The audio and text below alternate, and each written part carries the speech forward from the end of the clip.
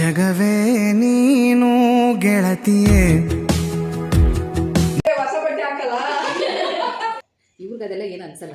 ನಾವು ನೋಡಿದ್ವಿ ಅನ್ನೋದಕ್ಕಿಂತ ಭಗವಂತ ನಮ್ಮನ್ನು ನೋಡೋರು ಅಂತ ಖುಷಿ ಪಡ್ಬೇಕು ನಾವು. ಫಸ್ಟ್ ಟೈಮ್ ನಾನು ಆ ಥರ ನೋಡಿದ್ದು ಮತ್ತು ನಮ್ಮ ವೆಡ್ಡಿಂಗ್ ಆ್ಯನಿವರ್ಸರಿ. ಖುಷಿ ಆಯಿತು, ನನಗಂತೂ ಇನ್ನೂ ಮರೆಯೋಕ್ಕಾಗ್ತಾ ಇಲ್ಲ. ಎಲ್ರಿಗೂ ನಮಸ್ಕಾರ. ಗೆಳತಿ ದಿನಚರಿಗೆ ನಿಮ್ಮೆಲ್ರಿಗೂ ಸ್ವಾಗತ. ಇವತ್ತು ಇಷ್ಟು ಬೇಗ ಎದ್ದಿದ್ದೀನಿ ಅಂತ ನೋಡ್ತಾ ಇದ್ದೀರಾ. ಇವತ್ತು ಜೂನ್ 18ನೇ ತಾರೀಕು ನಮ್ಮ ವೆಡ್ಡಿಂಗ್ ಆ್ಯನಿವರ್ಸರಿ. ಪೂಜೆ, ಮನೆ ಕೆಲಸ ಎಲ್ಲ ಇದ್ದೇ ಇರುತ್ತೆ ಅಲ್ವಾ. ಹಾಗಾಗಿ ಬೇಗ ಎದ್ದಿದ್ದೀನಿ. ಈಗ ಮನೆಯೆಲ್ಲ ಗುಡಿಸಿ ಒರೆಸಿ ಸ್ನಾನನೂ ಆಯಿತು. ಈಗ ಪೂಜೆಗೆ ರೆಡಿ ಮಾಡ್ಕೋಬೇಕು. ಇವತ್ತು ಗುರುವಾರ, ಗುರು ಪುಷ್ಯ ಯೋಗ ಇರೋವಂಥ ದಿನ. ಹಾಗಾಗಿ ಈಗ ಬೆಳಗ್ಗೆ 5:20ರಿಂದ 11:30 ತನಕ ಒಳ್ಳೆ ಶುಭ ಸಮಯ ಇರುತ್ತೆ. ಗುರು ಪುಷ್ಯಾಮೃತ ಯೋಗ ಇರುತ್ತೆ. ಇಂಥ ದಿನ ಅಥವಾ ಯಾವುದೇ ಗುರುವಾರ ಪೂಜೆ ಮಾಡುವಂಥ ದಿನ ಈ ರೀತಿ ಮನೇಲಿರುವಂಥ ವಿಗ್ರಹಗಳಿಗೆ ಶ್ರೀಗಂಧದ ಲೇಪನ ಮಾಡೋದು ತುಂಬ ಒಳ್ಳೆಯದು. ಹಾಗಾಗಿ ನಾನು ಕೂಡ ಇವತ್ತು ಯಾವ ರೀತಿ ಹಚ್ತಾ ಇದ್ದೀನಿ ಅಂತ ನಿಮಗೆ ತೋರಿಸ್ತಾ ಇದ್ದೀನಿ. ನಾನು ವಿಡಿಯೋದಲ್ಲಿ ಹೇಳಿದ್ದೆ, ಹಾಗಾಗಿ ಇದನ್ನು ಮಾಡಿ ನಿಮಗೆ ತೋರಿಸ್ತಾ ಇದ್ದೀನಿ. ಎಲ್ಲ ವಿಗ್ರಹಗಳಿಗೂ ಕೂಡ ತಲೆಯಿಂದ ಪಾದದ ತನಕ ಈ ರೀತಿ ಶ್ರೀಗಂಧದ ಲೇಪನ ಮಾಡಬೇಕು. ಅಥವಾ ಒಂದೊಂದು ಬೊಟ್ಟು ಕೂಡ ಇಡ್ಬೋದು. ಆದರೆ ಗುರುವಾರ ಈ ರೀತಿ ಶ್ರೀಗಂಧನ ಹಚ್ಚೋದು ತುಂಬ ಒಳ್ಳೆಯದು. ಮನೇಲಿ ಒಳ್ಳೆಯ ರೀತಿಯಲ್ಲಿ ಧನಾತ್ಮಕ ಬದಲಾವಣೆಗಳಾಗತ್ತೆ. ಯಾಕಂದರೆ ಯಾವ ಜಾಗದಲ್ಲಿ ಸುಗಂಧ ಭರಿತವಾದಂಥ ಪರಿಮಳ ಇರುತ್ತೋ ಅಲ್ಲಿ ದೇವತೆಗಳು ನೆಲೆಸಿರ್ತಾರೆ, ಲಕ್ಷ್ಮೀನಾರಾಯಣರ ವಾಸ ಇರುತ್ತೆ. ಅಂದರೆ ಒಂದು ದಿವ್ಯ ಶಕ್ತಿ, ಒಂದು ಪಾಸಿಟಿವ್ ಎನರ್ಜಿ ಇರುತ್ತೆ ಅನ್ನುವಂಥ ನಂಬಿಕೆ. ಹಾಗಾಗಿ ನಾನು ಕೂಡ ಆಗಾಗ ಈ ರೀತಿ ಮಾಡ್ತಾ ಇರ್ತೀನಿ. ಗುರುವಾರ ದಿನ ಅಮಾವಾಸ್ಯೆ ಹುಣ್ಣಿಮೆ ಬಂದಾಗ ಈ ರೀತಿ ಗುರು ಪುಷ್ಯಾಮೃತ ಯೋಗ ಇರುವಂಥ ದಿನ, ಮತ್ತು ಶ್ರಾವಣ ಮಾಸದಲ್ಲಿ ಕೃಷ್ಣ ಜನ್ಮಾಷ್ಟಮಿ ದಿನ, ಹೀಗೆ ವಿಶೇಷ ದಿನಗಳಲ್ಲಿ ಈ ರೀತಿ ಶ್ರೀಗಂಧದ ಲೇಪನ ಮಾಡ್ತಾ ಇರ್ತೀನಿ. ನನ್ನ ಕೆಲಸದ ಜೊತೆಗೆ ವಿಡಿಯೋನೂ ಮಾಡ್ಕೋಬೇಕು ಅಂದರೆ ನಾನು ಇನ್ನೂ ಬೇಗನೆ ಎದ್ದೇಳಬೇಕು. ವಿಡಿಯೋ ಮಾಡ್ಕೊಳ್ತಾ ಕೆಲಸ ಮಾಡೋದ್ರಿಂದ ಅರ್ಧ ಗಂಟೆಲಿ ಮುಗಿಯುವಂಥ ಕೆಲಸ 3/4 ಗಂಟೆನೂ ಆಗುತ್ತೆ, 1 ಗಂಟೆನೂ ಆಗಿಬಿಡುತ್ತೆ. ಹಾಗಾಗಿ ಇವತ್ತು ಸ್ವಲ್ಪ ಪೂಜೆ ಮಾಡೋದು ತಡನೇ ಆಯಿತು. ಪರವಾಗಿಲ್ಲ, ಯಾಕಂದರೆ 5:20ರಿಂದ 11:30 ತನಕ ಕೂಡ ಒಳ್ಳೆ ಶುಭ ಸಮಯ ಇರೋದ್ರಿಂದ ನಾನು ನಿಧಾನವಾಗಿಯೇ ಕೆಲಸ ಮಾಡ್ಕೋತಾ ಇದ್ದೀನಿ.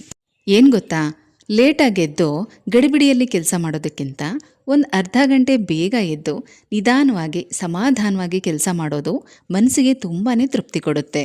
ಇದು ಕಾಲಭೈರವೇಶ್ವರನ ವಿಗ್ರಹ. ನನ್ನ ಫ್ರೆಂಡ್ ಪ್ರೇಮ ನನಗೋಸ್ಕರ ತಂದು ಕೊಟ್ಟಿರೋದು. ಅಷ್ಟಮಿ ಪೂಜೆ ಎಲ್ಲ ಮಾಡ್ತೀಯಲ್ವಾ, ಇನ್ಮೇಲೆ ಕಾಲಭೈರವನ ಇಟ್ಕೊಂಡು ಮನೇಲೇ ಪೂಜೆ ಮಾಡು ಅಂತ ಹೇಳಿ ತಂದು ಕೊಟ್ಟಿದ್ದಾಳೆ. ಹಾಗೆ ಕೆಲವರೆಲ್ಲ ನನ್ನ ಕೇಳಿದ್ರಿ, ನೀವು ರಾಯರ ಪೂಜೆ ಮಾಡೋದೇ ಇಲ್ವಾ, ಅದ್ರ ಬಗ್ಗೆ ಯಾವುದೇ ವಿಡಿಯೋ ಕೂಡ ನೀವು ಶೇರ್ ಮಾಡಿಲ್ವಲ್ಲ ಅಂತ. ನಾನು ಮಾಡ್ತೀನಿ, ಆದರೆ ನಮ್ಮ ಮನೇಲಿ ರಾಯರ ಬೃಂದಾವನ ಆಗಲಿ ಫೋಟೋ ಆಗಲಿ ಯಾವುದೂ ಇಲ್ಲ ಅಷ್ಟೇ. ಯಾಕಂದರೆ ನಾನು ಯಾವುದೇ ದೇವರನ್ನ ಇಷ್ಟಪಟ್ಟು ಪೂಜೆ ಮಾಡ್ತಾಯಿದ್ರೆ ಆ ದೇವ್ರ ಫೋಟೋ ಆಗಲಿ ವಿಗ್ರಹ ಆಗಲಿ ಅದಕ್ಕೆ ಸಂಬಂಧಪಟ್ಟಂಥ ಯಾವುದೇ ಬುಕ್ಗಳಾಗಿರಲಿ ಏನೇ ಒಂದು ವಸ್ತು ಆಗಿದ್ರೂ ಬೇರೆಯವ್ರ ಮುಖಾಂತರನೇ ನನಗೆ ಸಿಕ್ಕಿದೆ. ಅದೇ ರೀತಿಯಲ್ಲೇ ನಾನು ರಾಯರ ಪೂಜೆ ಕೂಡ ಮಾಡ್ತೀನಿ. ಗುರುವಾರ ನಮ್ಮ ಮನೇಲಿ ನಾನ್ ವೆಜ್ ಮಾಡೋದು ಇಲ್ಲ, ಯಾರು ತಿನ್ನೋದು ಇಲ್ಲ. ರಾಯರ ಹೆಸರೇಳಿ ಪ್ರತಿ ಗುರುವಾರ ತುಪ್ಪ ದೀಪ ಹಚ್ತೀನಿ. ರಾಘವೇಂದ್ರ ಸ್ವಾಮಿ ದೇವಸ್ಥಾನಕ್ಕೂ ಹೋಗ್ತೀವಿ. ನಮ್ಮ ಮನೇಲಿ ಯಾವಾಗಲೂ ಮಂತ್ರಾಕ್ಷತೆ ಅಂತೂ ಇದ್ದೇ ಇರುತ್ತೆ. ಹಾಗೆ ದೇವಸ್ಥಾನದಲ್ಲೂ ಕೂಡ ಪ್ರತಿ ಗುರುವಾರ ದೀಪಾರಾಧನೆನ ಮಾಡಿಸ್ತಾ ಇರ್ತೀವಿ. ಆದರೆ ಫೋಟೋ ಎಲ್ಲ ಯಾಕೆ ಇಟ್ಕೊಂಡಿಲ್ಲ ಅಂದರೆ ಇನ್ನೂ ಆ ರಾಯರ ಪ್ರೇರಣೆ ಆಗಿಲ್ಲ ಅನಿಸುತ್ತೆ. ಹಾಗಾಗಿ ಇನ್ನೂ ನಮ್ಮ ಮನೆಗೆ ಬರುವಂಥ ಮನಸ್ಸು ಮಾಡಿಲ್ಲ ಅವರು. ಯಾವಾಗ ರಾಯರ ಪ್ರೇರಣೆ ಆಗುತ್ತೋ ನಾನೇ ತೊಗೊಳ್ತೀನ ಅಥವಾ ಯಾರ ಮುಖಾಂತರ ಆದರೂ ಆ ಫೋಟೋ ನನಗೆ ಸಿಗುತ್ತಾ ಯೋಚನೆ ಮಾಡಬೇಕು. ನಮ್ಮ ಮನೇಲಿಟ್ಟಿರೋ ಕೃಷ್ಣನೂ ಕೂಡ ಹಾಗೆ ನಾನು ತೊಗೋಬೇಕು ಅಂತ ಹುಡುಕಾಡ್ತಾ ಇದ್ದೆ. ಅದು ಕೂಡ ನನ್ನ ತುಂಬ ಆಪ್ತರಿಂದ ನನಗೆ ಗಿಫ್ಟಾಗಿ ಸಿಕ್ತು. ಇದೆಲ್ಲ ನಿಮಗೆ ಗೊತ್ತೇ ಇದೆ.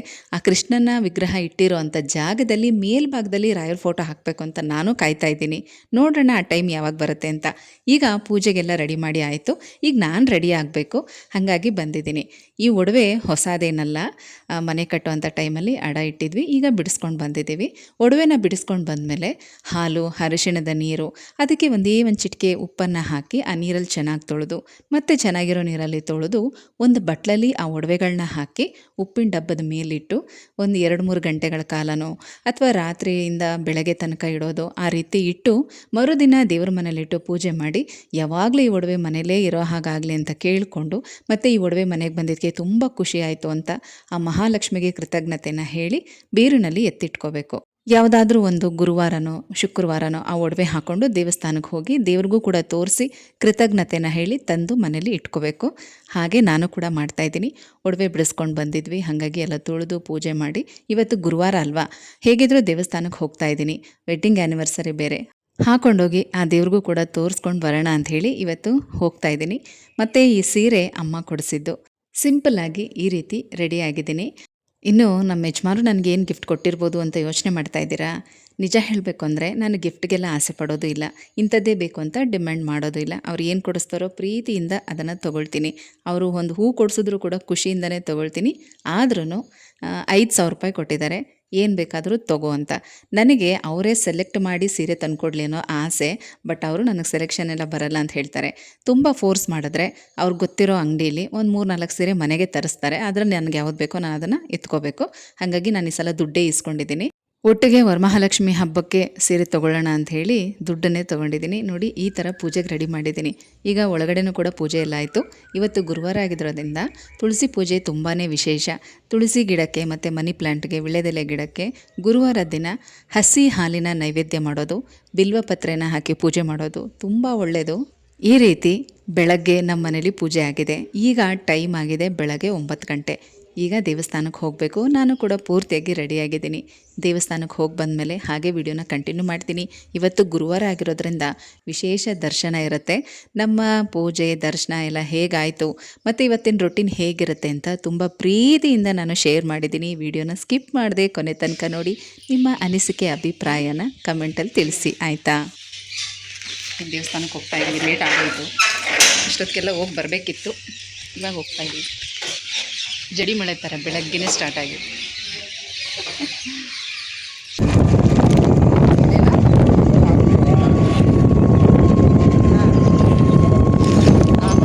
ಅದು ಬೇರೆ ಆಸೆನಾ ಆ ಥರ ಎಲ್ಲ ಹೇಳ್ಕೊಳ್ಳೋದು?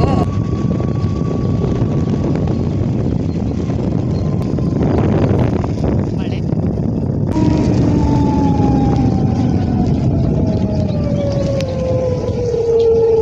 ಗುರುವಾರ ಗುರುಗಳ ದರ್ಶನ ಹಾಗೆ ಲಕ್ಷ್ಮೀನಾರಾಯಣರ ದರ್ಶನ ಮಾಡೋದು ತುಂಬ ಒಳ್ಳೆಯದು. ಹಾಗಾಗಿ ಸಾಲಿಗ್ರಾಮ ವೆಂಕಟೇಶ್ವರ ದೇವಸ್ಥಾನಕ್ಕೆ ಬಂದಿದ್ದೀವಿ.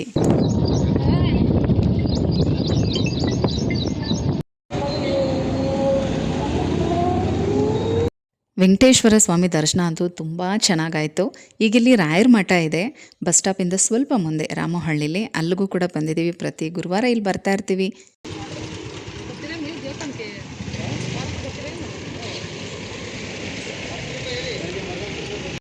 ಎರಡೂ ದೇವಸ್ಥಾನದಲ್ಲೂ ದರ್ಶನ ಅಂತೂ ತುಂಬ ಚೆನ್ನಾಗಾಯಿತು. ಏನಂದರೆ ಬೆಳಗ್ಗೆ ಬೇಗ ಹೋದರೆ ಇನ್ನೂ ಏನೂ ರೆಡಿಯಾಗಿರೋದಿಲ್ಲ.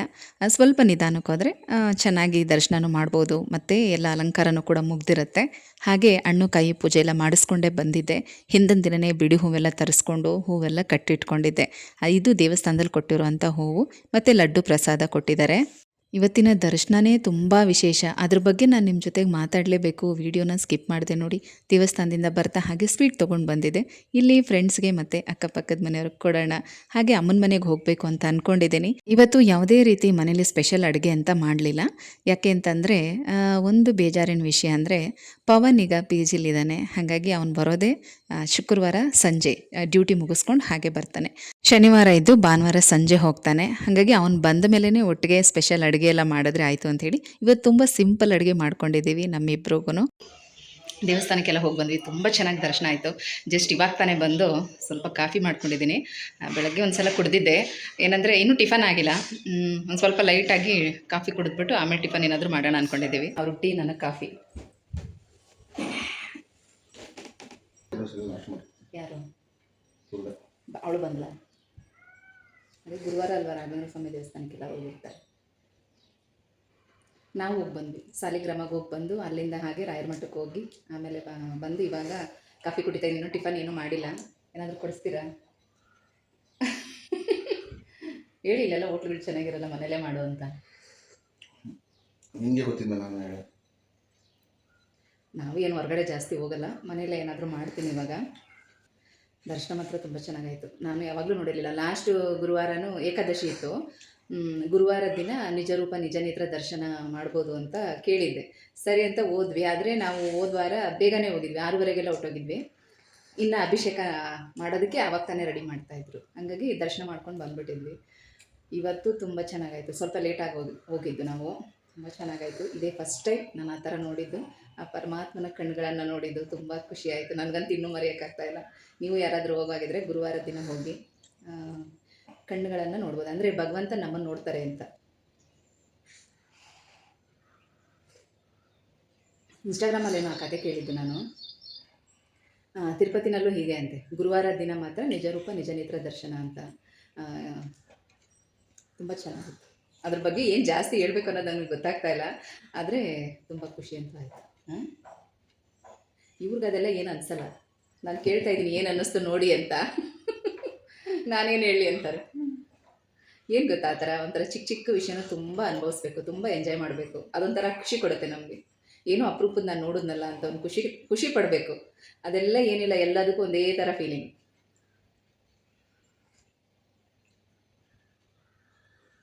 ನೀವೆಲ್ಲ ಯಾರು ನೋಡಿದ್ದೀರಾ ಕಮೆಂಟಲ್ಲಿ ಹೇಳಿ. ನಾನಂತಿದೆ ಫಸ್ಟ್ ಟೈಮ್ ನೋಡಿದ್ದು. ಈಗೇನು ಅನಿಸುತ್ತೆ ಗೊತ್ತಾ, ಅವಾಗವಾಗ ಹೋಗೋಣ ಅನಿಸುತ್ತೆ. ಹತ್ರದಲ್ಲೇ ಇದೆಯಲ್ಲ ದೇವಸ್ಥಾನ, ಆವಾಗ ಹೋಗೋಣ ಅಂತ ಅನಿಸ್ತಾ ಇರುತ್ತೆ. ನನ್ನ ಮಗನೂ ಒಂದಿನ ಕರ್ಕೊಂಡು ಹೋಗಬೇಕು. ಅವನಿಗೆ ಶನಿವಾರ ಮಾತ್ರ ರಜೆ ಸಿಗೋದು, ಆದರೆ ಶನಿವಾರ ಆ ಥರ ನೋಡೋಕ್ಕಾಗಲ್ಲ, ಗುರುವಾರ ದಿನವೇ ನೋಡಬೇಕು. ತುಂಬ ಚೆನ್ನಾಗಿರುತ್ತೆ. ಇವತ್ತು ಫುಲ್ ಡೇ ಅದೇ ಥರನೇ ಇರುತ್ತೆ ದೇವರಿಗೆ. ಏನು ಗೊತ್ತಾ, ನಾಮನ ಚಿಕ್ಕದಾಗಿ ಹಾಕಿರ್ತಾರೆ. ಬೇರೆ ದಿನ ಎಲ್ಲ ಪೂರ್ತಿ ಕಣ್ಣು ಕವರ್ ಆಗೋ ಥರ ಹಚ್ಚಿರ್ತಾರೆ ನಾಮ. ಗುರುವಾರ ದಿನ ಮಾತ್ರ ಚಿಕ್ಕದಾಗಿ ಹಾಕಿರ್ತಾರೆ, ಎರಡೂ ಕಣ್ಣುಗಳನ್ನು ಪೂರ್ತಿಯಾಗಿ ನೋಡ್ಬೋದು. ನಾವು ನೋಡಿದ್ವಿ ಅನ್ನೋದಕ್ಕಿಂತ ಭಗವಂತ ನಮ್ಮನ್ನು ನೋಡಿದ್ರು ಅಂತ ಖುಷಿ ಪಡ್ಬೇಕು ನಾವು, ಅಲ್ವಾ?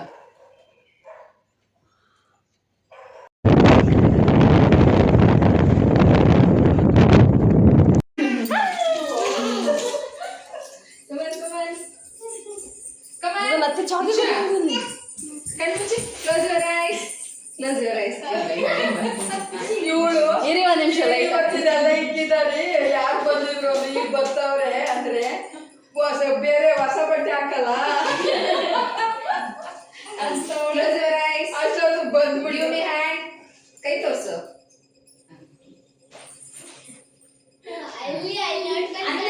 ನೋಡು, ಕಣ್ಮುಚ್ಚು, ಕೈ ಇಡಿ, ಕಣ್ಮುಚ್ಚು. ಹಂಗೆ ನಾನು ಹೇಳೋರ್ಗು ಕಣ್ಮುಚ್ಚು.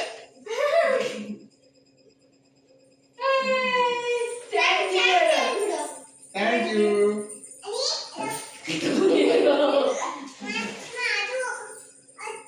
ಬೇಡ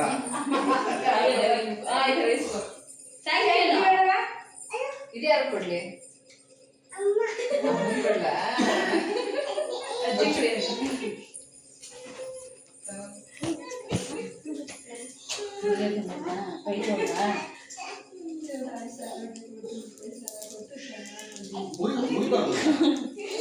ಏ ನಿಂಗೆ ಬಿಚ್ಚಕ್ಕಾಗತ್ತಾ? ಬಿಚ್ಚಿಸ್ಕೊಲಿ.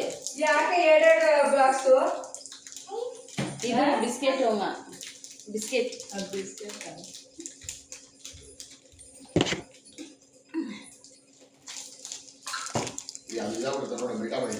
ಇಲ್ಲ ಇಲ್ಲ,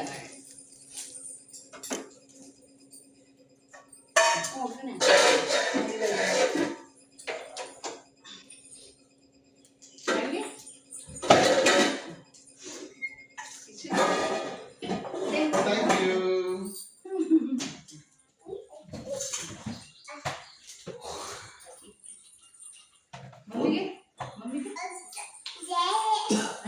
ಬೇಕಂದ್ರೆ ಕೊಡು.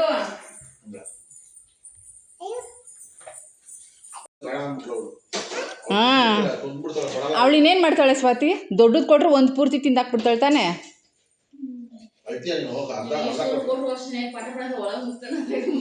ಅದಕ್ಕೆ ನಾನು ಬೇಡ ಅಂದಿದ್ದು. ಸ್ಕೂಲ್ ಇವಾಗ ಬಂದ ಚಿನಿ, ಇನ್ನು ಯೂನಿಫಾರ್ಮು ಚೇಂಜ್ ಮಾಡಿಲ್ಲ. ಬಂದಿದ್ದು ನಮ್ಮನೆಯಿಂದ ಅಮ್ಮನ ಮನೆಗೆ ತುಂಬ ಹತ್ತಿರ, ಅಲ್ಲೇ ಹೋಗಿದ್ವಿ. ಅವರೇ ನಮಗೋಸ್ಕರ ಅಡುಗೆ ಮಾಡಿದರು. ಊಟ ಮಾಡ್ಕೊಂಡು ಅವ್ರಿಗೆ ಸ್ವೀಟ್ ಕೊಟ್ಟು ಆಶೀರ್ವಾದ ತೊಗೊಂಡು ಬಂದ್ವಿ. ಸ್ವಲ್ಪ ಹೊತ್ತು ಮಕ್ಕಳ ಜೊತೆ ಆಟ ಆಡಿಕೊಂಡು. ಇದಾಗಿತ್ತು ನನ್ನ ಆ್ಯನಿವರ್ಸರಿ ವ್ಲಾಗ್. ನಮಗೇನು ಗಿಫ್ಟ್ ಸಿಕ್ತು, ಈ ದಿನ ನಾವು ಹೇಗೆ ಎಂಜಾಯ್ ಮಾಡಿದ್ವಿ, ಎಲ್ಲೆಲ್ಲ ಸುತ್ತಾಡಿದ್ವಿ ಅನ್ನೋದಕ್ಕಿಂತ ವರ್ಷ ಪೂರ್ತಿ ಒಬ್ರನ್ನೊಬ್ಬರು ಹೇಗೆ ಅರ್ಥ ಮಾಡಿಕೊಂಡು ನಾವು ಜೀವನ ಮಾಡ್ತೀವಿ ಅನ್ನೋದೇ ಮುಖ್ಯ. ಇವತ್ತು ನಾನು ಇಷ್ಟಪಟ್ಟಾಗೆ ತುಂಬ ಚೆನ್ನಾಗಿ ದೇವ್ರ ದರ್ಶನ ಆಯಿತು. ಇವತ್ತಿನ ಈ ಕ್ಷಣ ನನ್ನ ಜೀವನದಲ್ಲಿ ಮರೆಯೋಕ್ಕಾಗದೇ ಇರುವಂಥ ಕ್ಷಣ, ಹಾಗೆ ಮರೆಯೋಕ್ಕಾಗದೇ ಇರುವಂಥ ಉಡುಗೊರೆ.